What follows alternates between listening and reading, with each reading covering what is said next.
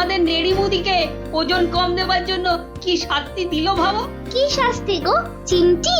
হুম, 57টা বড় বড় বাতাসা খাওয়ালো। নো জল, নট কিচ্ছু।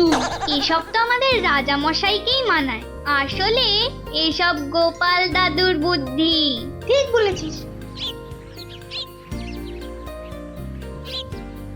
তা সে কি রে, সকাল বেলায় সবাই একেবারে বাড়িতে হাজির। হ্যাঁ, কি ব্যাপার ন্যাপলা? গোপাল দাদু আজ সকালেই রাজামশাইয়ের ঢেড়াদার ঢেড়া পিটিয়েছে। কারোর অসুখ করলে সময় নষ্ট না করে চিকিৎসালয়ে নিয়ে যেতে হবে। এই জন্য সপ্তদ্বীপে অত বাচ্চা কদিনে মরে গেল। কি দুঃখ। ওই ঢেড়া দেবার বুদ্ধি তার মাথায় এলো গোপাল দাদু? নিশ্চয়ই তোমার। না রে বাপু না, আমি হলাম গিয়ে গোপাল ভাঁ। এ বুদ্ধি আমার আসে নাকি বল? হ্যাঁ, তাহলে রাজামশাইয়ের বুদ্ধি? হুম, রাজা মশাইয়েরও না। তাহলে কার বুদ্ধি? এই হলো আমাদের রাজবৈদ্য মহাশয়ের, বুঝলি? কত বড় কবিরাজ তিনি, তার চিকিৎসার গুণে মৃত্যুও হেরে যায়। ভাগ্যিস ওর মতো লোককে ঠিক মতো রাজবৈদ্য নির্বাচন করা হয়েছিল। এলেবেলে লোক তো আর কম আসেনি। কি করে নির্বাচন করা হলো গোপাল দাদু? সে এক ব্যাপার, বুঝলি? মস্ত ব্যাপার, শুনি নাকি? শুরু করো গোপাল দাদু। শোন তাহলে। সে বছর খুব গরম পড়েছিল, প্রাণ একেবারে হাই ঢাই যাকে বলে। ঘরে ঘরে অসুখ।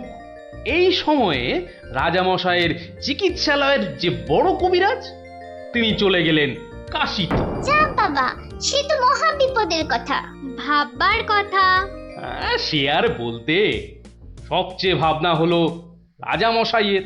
প্রজাদের শরীরের কথা ভেবে ভেবে রাজামশাইয়ের ঘুম নেই একেবারে। রাজসভায় পাইচারি করে বেড়াচ্ছেন, সভা পণ্ড।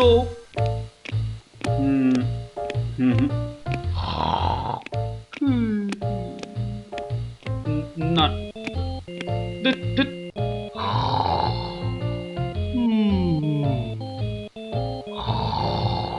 গোপাল!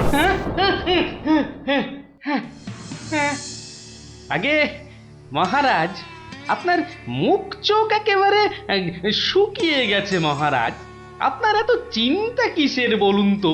হ্যাঁ, ওই সূর্যকে মেঘে ঢাকলে যেমন সব কিছু অন্ধকার, তেমনি আজ আমাদেরও সেই অবস্থা মহারাজ। তুমি তো ভারী পচা খেদা ভাঁড় হে গোপাল। রাজবৈদ্য কাশি গেছে, দেখেছ কি চিকিৎসার হাল? ভেবে ভেবে কেষ্টচন্দ্র জেগে সারা রাত, অসুখেতে লোকে কাত, চিকিৎসার একই অধঃপাত। দেখো কাণ্ড, এই কথা! তুমি কি এই কথা বলছো গোপাল? অসুখ নামে কুমির এসেছে রাজ্যে, কেটে লম্বা খাল। আরে আপনি থামুন দেখি রাজকবি। দিন রাত্রি তো তেল দিচ্ছেন রাজামশাইকে। কিন্তু বিপদ তো এসে হাজির গোপাল। কবিরাজ পাওয়া শক্ত হবে না গোপাল, কিন্তু উপযুক্ত রাজবৈদ্য নির্বাচন করব কিভাবে? তার হাতেই তো সব ভার দিতে হবে। সে তো কম কথা নয়। সত্যি কি যে হবে, রাজবৈদ্য নেই ভাবলেই পেটটা কেমন গুড়ুগুড়ু করছে মহারাজ। বড় ভয়ঙ্কর ব্যাপার। কি করে ঠিক ঠিক রাজবৈদ্য নির্বাচন করব সেই চিন্তাই এখন করছি। রাজামশাই যদি অভয় দেন, তাহলে সবচেয়ে গুণী রাজবৈদ্যকে আমি নির্বাচন করে দেব। তুমি ভাঁড় করবে রাজবৈদ্য নির্বাচন? রাজপণ্ডিত শুনুন শুনুন, কি বলে গোপাল শুনুন। অদ্ভুতং! বামুন হয়ে চাঁদ ধরতে চায়। বামুনং চন্দ্রং ধরিষ্যতি। অদ্ভুতং অদ্ভুতং। কালে কালে কতই হবে, পিঠে পুলির ল্যাজ বেরোবে, বেড়ালের সিংহ যাবে, সিংহ মশাই ঘাস যে খাবে।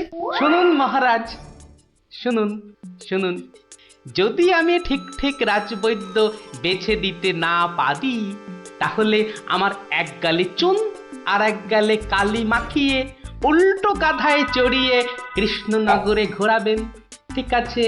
বেশ বেশ, গোপালের কথায় আমরা রাজি। বলো গোপাল, এবার কি করতে হবে? মহারাজ, ওই মন্ত্রী মশাইকে বলুন দেয়ালে দেয়ালে আপনার ঘোষণা সেঁটে দিতে। আগামী মঙ্গলবার মানে 7 দিন পরে আপনি এ রাজ্যে বৈদ্যদের ডাকুন, আমি ঠিক লোক বেছে দেব মহারাজ। বেশ, আগামী মঙ্গলবার 7 দিন পর।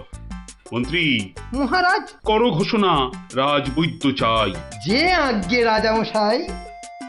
তারপর কি হলো গোপাল দাদু? হ্যাঁ, কি হলো? হ্যাঁ, কি আবার হবে?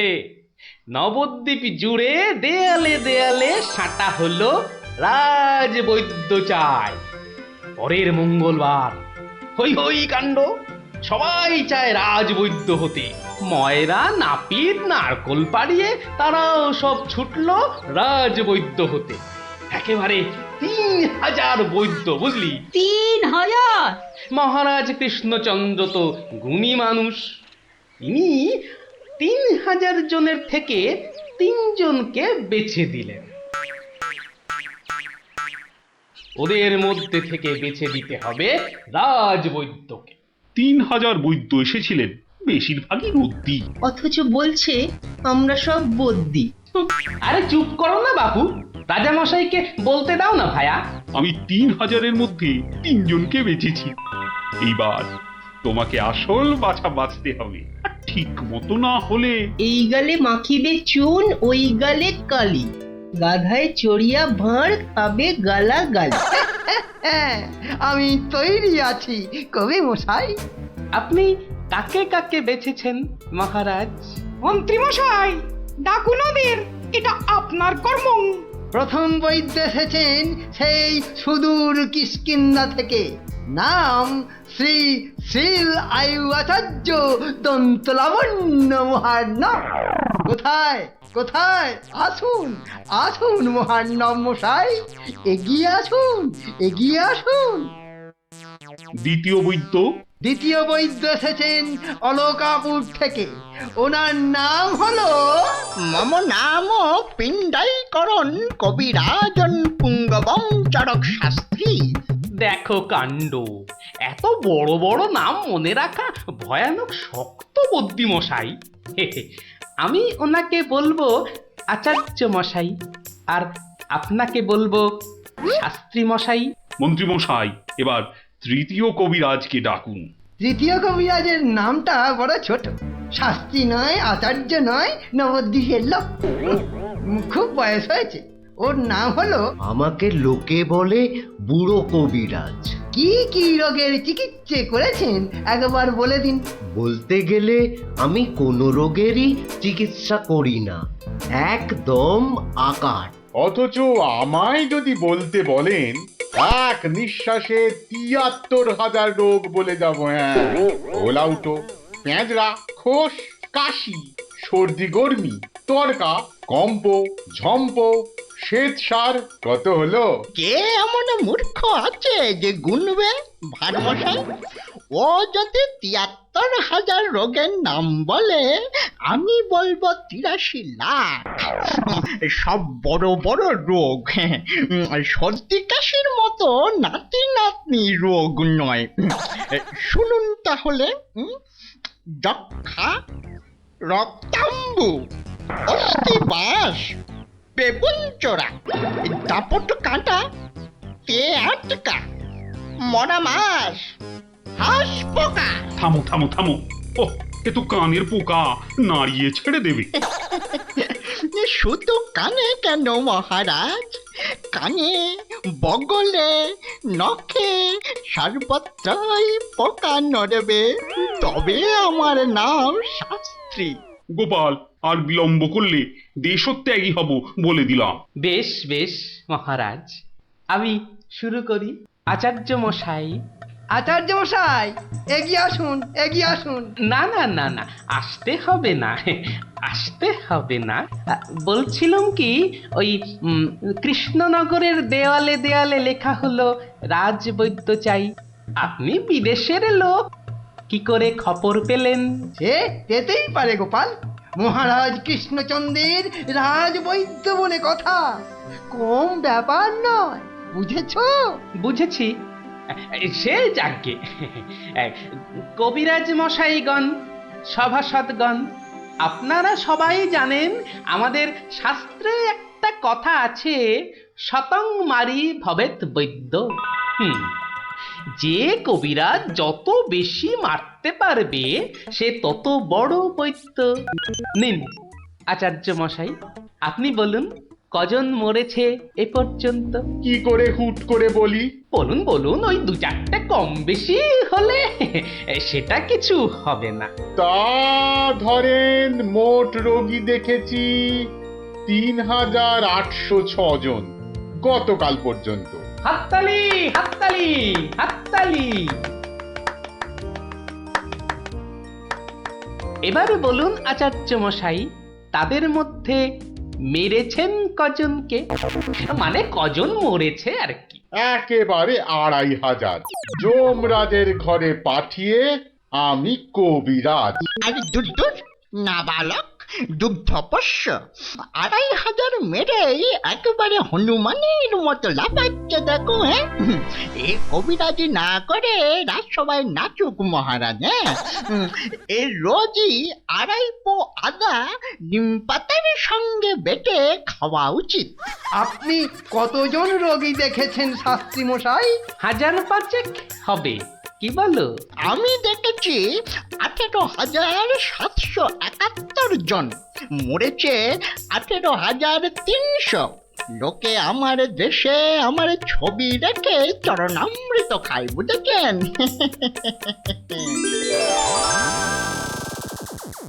বুঝলেন তো? একবার দুজন সৈনিক দৌড়াতে দৌড়াতে এসে থামলো, খবর এনেছে ওরা। তা আমি শক্তি বাড়াবার জন্য একটু শরবত দিলাম। ওরা খেলো? খেলো, ফুলে গেল, পটাং করে ফেটে মরে গেল।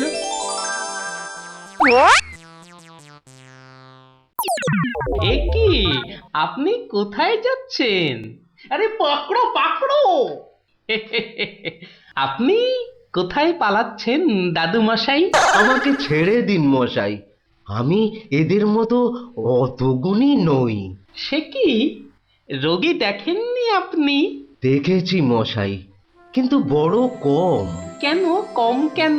আমি যে রোগ হতেই দিই না। আমার গুরু আমায় শিখিয়েছেন, রোগের কারণগুলো নষ্ট করে দিলে রোগই হবে না। আমি যে তাই করি। কত রোগী এতদিন দেখেছেন কবিরাজ মশাই? সারা জীবনে আমি দেখেছি ১০০০ খানেক রোগী, আর মরেছে মাত্র ৩০ জন।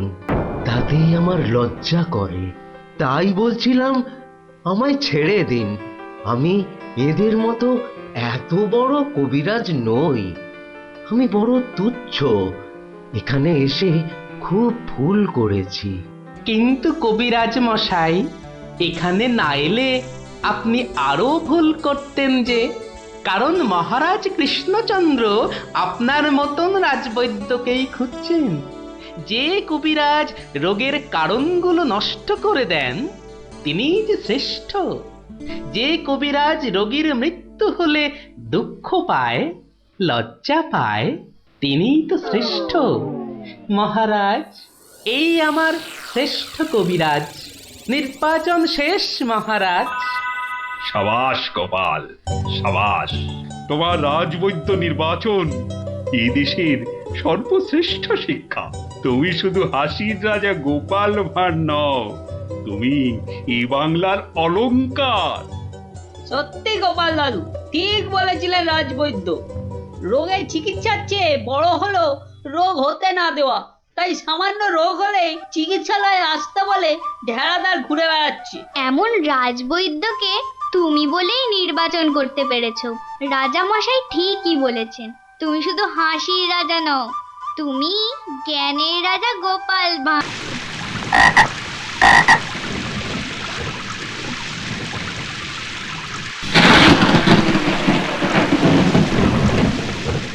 মহামন্ত্রী, আমার ঠিক বোধগম্য হয় না বিদ্যুৎ ঝলকানির পরই কেন বজ্রপাত হয়।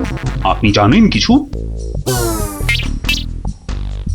আগে এটাই প্রাকৃতিক নিয়ম মহারাজ। কিন্তু প্রকৃতি সকলের জন্য তো একই নিয়ম করেছে, তাই না? আগে হ্যাঁ মহারাজ, প্রাকৃতিক নিয়ম সকলের জন্য একই। তাহলে আপনার মাথায় ভর্তি চুল আর গোপালের মাথায় টাক পড়লো কেন? আগে আগে মহারাজ। থাক থাক, বেশি মাথা চলকাবেন না, না হলে আপনারও গোপালের মতো দশা হয়ে যাবে। আচ্ছা গোপাল, তোমার কি জানা আছে এই প্রশ্নের উত্তর? জানি মহারাজ। তবে তুমি বলো, বজ্রপাতের আগে বিদ্যুৎ ঝলকায় কেন? আসলে মহারাজ, বজ্রপাত করবার আগে ভগবান টর্চ জেলে দেখে নেন ঠিক কোথায় ওটা ফেলতে হবে।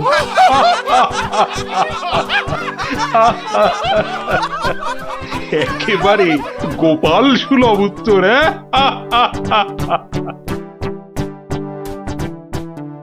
বৃষ্টি বন্ধ হলো দেখছি। আবার বৃষ্টি আরম্ভ হওয়ার আগেই আপনারা বরং বাড়ি ফিরে যান। সবার কাজ এখানেই আজ আমি শেষ করছি।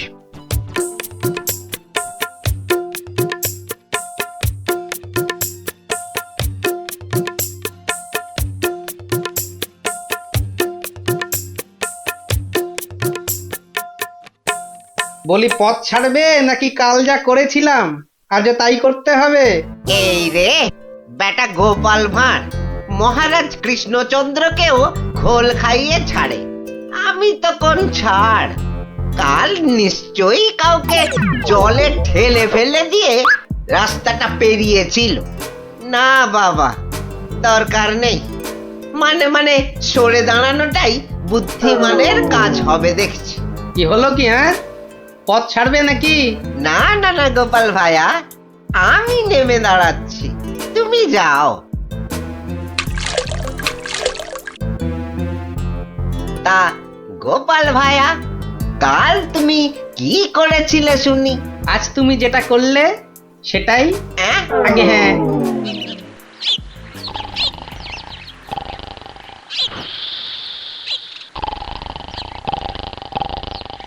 আচ্ছা গোপাল দাদু, কদিন আগেও তো তোমার চালা ঘর ছিল, এত তাড়াতাড়ি পাকা বাড়ি কি করে হলো শুনি?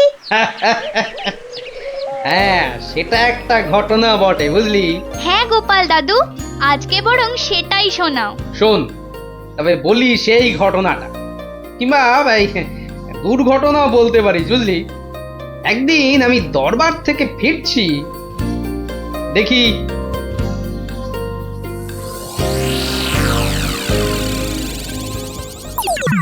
উফ, সবাই দেখছি দালান কোঠা বানিয়ে ফেললো, আর আমার কি না সেই চালাঘর।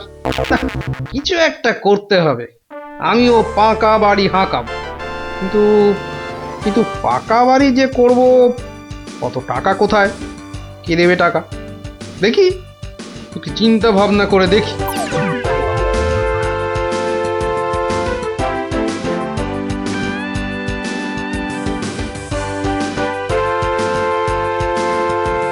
কি গো, এই অবেলায় শুয়ে পড়লে যে?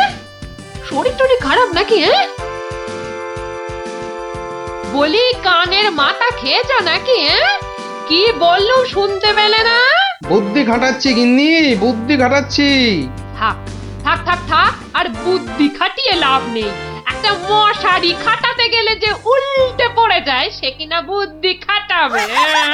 আরে বাবা, বুদ্ধি খাটিয়েই তো 2 পয়সা কামাচ্ছি, নইলে নইলে নইলে কি হতো শুনি? না, তেমন কিছু না, ওই উনুনে হাড়িটা চড়তো না, এই আর কি। যাক, খোকাকে একবার ডেকে দাও তো। খোকাকে? খোকাকে আবার কি দরকার? বেশি কথা না বলে ডাকোই না তুমি বাবু। তোমার ব্যাপার স্যাপার কিছুই বুঝি না বাপু। ওরে ও খোকা, খোকা! আমাকে তুমি ডাকছো বাবা? হ্যাঁ শোন, কাঁচা বাড়ি পাকা করবার একটা মতলব এটেছে, বুঝলি? তাই নাকি? আমাদের পাকা বাড়ি হবে? হবে রে বাবা, হবে হবে। শোন, কাল তুই শুধু মহারাজকে গিয়ে বলবি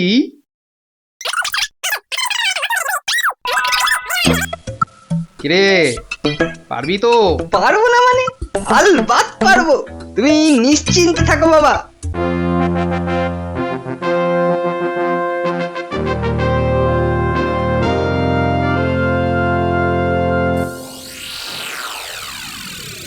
কি ব্যাপার মন্ত্রীমশাই, গোপালের পাত্তা নেই কেন?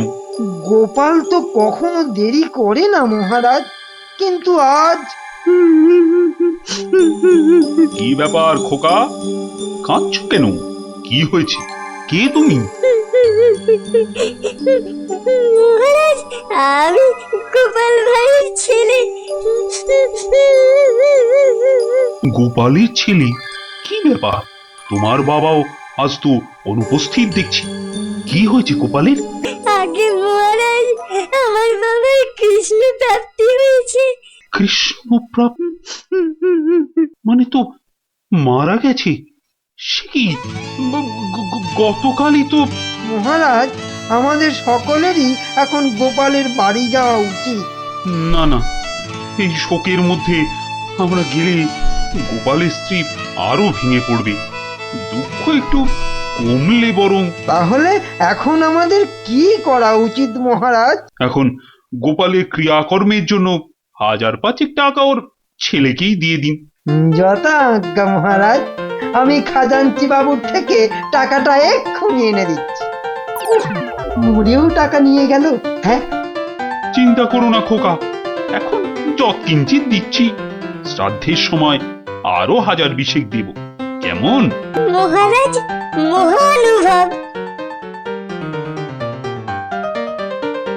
নিন মহারাজ, আপনি নিজে হাতে ওকে টাকাটা দিন।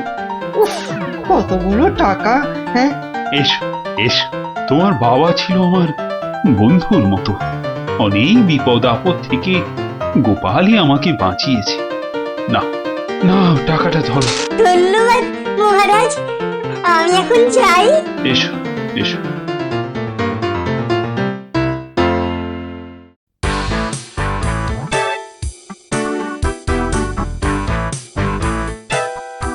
আচ্ছা খোকা, এই রাস্তাটাই কি হাসপাতালে গেছে? আপনার কি মাথা খারাপ হয়েছে? রাস্তার কি অসুখ করেছে যে হাসপাতালে যাবে? না না না না, সে কথা বলছি না, বলছি যে কিচ্ছু বলতে হবে না, আমার তাড়া আছে, আমি চললাম।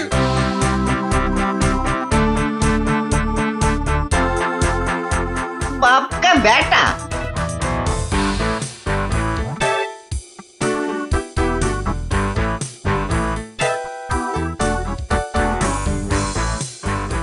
কিরে খোকা, টাকা আনতে পেরেছিস? পারবো না মানে? আমি গেছি আর পারবো না? নাও ধরো 5000, শ্রাদ্ধের সময় আরো 1000 পাওয়া যাবে। বলিস কি রে, 5000? পরে পরে আরো 20? না, তোর বুদ্ধি আছে দেখছি। বুদ্ধি থাকবে না? কার ছেলে দেখতে হবে তো। যাক, তবে তবে এবার বাড়িটা পাকা করা যাবে, হ্যাঁ কি বলিস? সে আর বলতে। মন্ত্রীমশাই, এবার দুধকে পাঠান, গোপালের বাড়ির সব সংবাদ নিয়ে আসুক। যথা আজ্ঞা মহারাজ। রাজদূত, আজ্ঞা করুন মহামন্ত্রী। এক্ষুনি গোপালের বাড়ি যাও, সব সংবাদ নিয়ে এসো। যথা আজ্ঞা মহামন্ত্রী। দেখো বেশি দেরি যেন না হয়, মহারাজ খুবই চিন্তিত, তোমার সংবাদের অপেক্ষায় রইলেন। না না, দেরি হবে না, আমি যাব আর আসবো।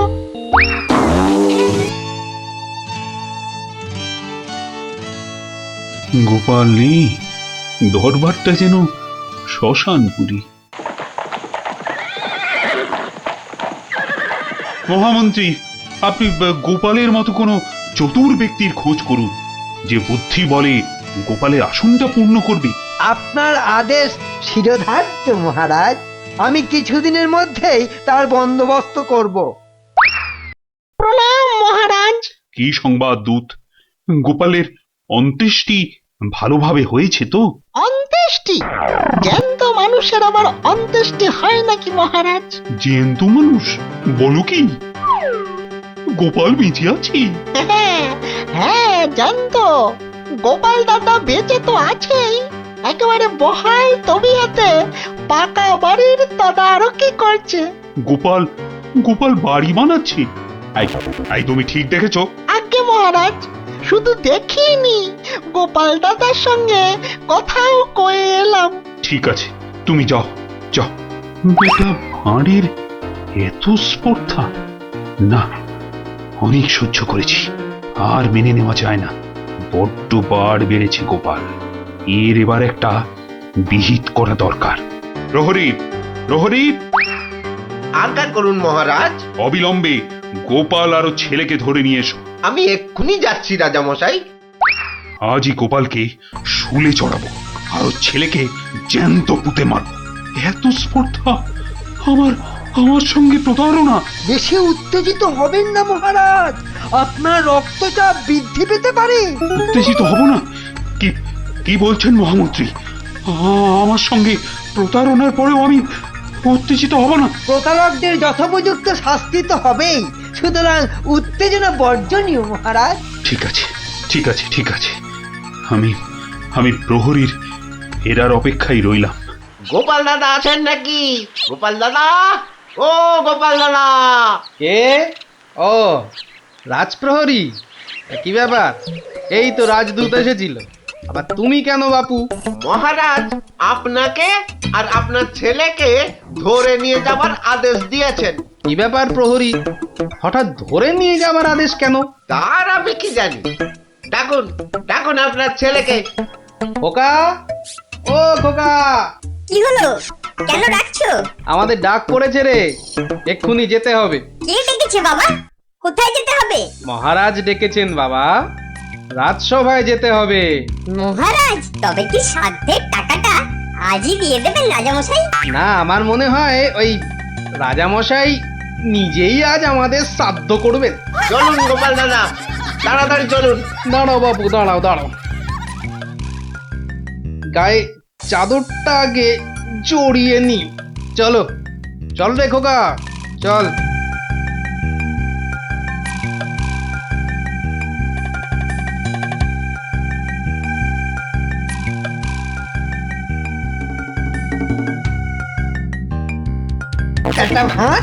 একটা ভাঁড় আমার চাদর জড়িয়ে এসেছে। এক্ষুনি টের পাবি কত ধানে কত চাল।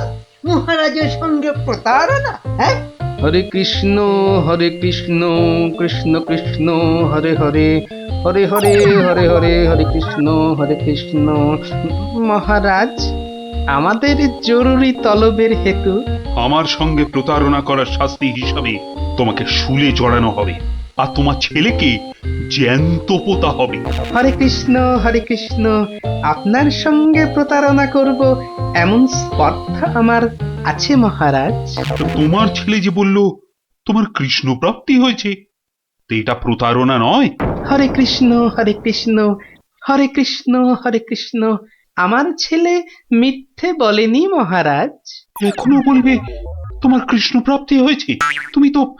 তুমি তো সশরীরেই আমার সামনে দাঁড়িয়ে রয়েছো। হরে কৃষ্ণ, কৃষ্ণ প্রাপ্তি মানে কি মারা যাওয়া মহারাজ? আমার সত্যি সত্যি কৃষ্ণ প্রাপ্তি হয়েছে। এই দেখুন মহারাজ। আরে, এই যে দেখি কৃষ্ণ মূর্তি, কোথায় পেলে? হরে কৃষ্ণ, বাড়ির ভিত খোঁড়ার সময় এই কৃষ্ণ মূর্তিটা পাই মহারাজ। কেউ লটারি জিতলে সবাই বলে ওর লটারি প্রাপ্তি হয়েছে, তা আমি এই কৃষ্ণ মূর্তিটা পেয়েছি মহারাজ। এটাই কি আমার কৃষ্ণ প্রাপ্তি নয় মহারাজ?